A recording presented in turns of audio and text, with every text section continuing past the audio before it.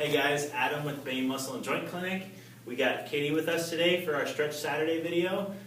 This video we're going to talk about the 90-90 stretch. So it's for the hip mobility. So we're going to work on hip capsule as well as hip external rotators.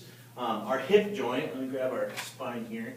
So our hip joint should be our second most mobile joint in the body. So just secondary to the shoulder. A lot of times people have really tight hips, so very inflexible at the hip.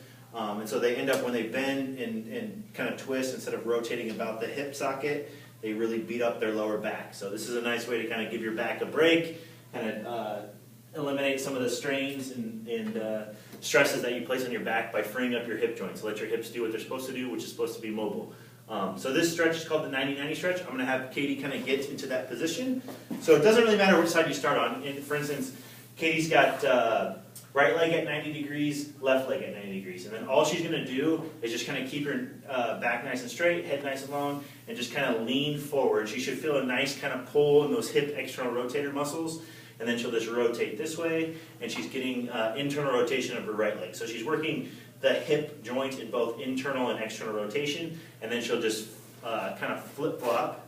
So now she's got external rotation of her right leg, and then internal rotation of her left leg. So she's doing the same thing, you're just kind of leaning over. So essentially when both of these sides are done, we're getting internal rotation and external rotation stretching.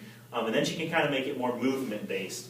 So for this, we'll just kind of have instructor 90-90, and then think that your heels are kind of glued to the floor, and then she'll just rotate over. Perfect. Stretch, and then kind of rotate back over the other way. So CrossFitters, you're in the middle of the CrossFit Open, you're going to be really using your hips. This is a great kind of mobility exercise to do to kind of free up those hips. Go ahead and give this one a try and let us know what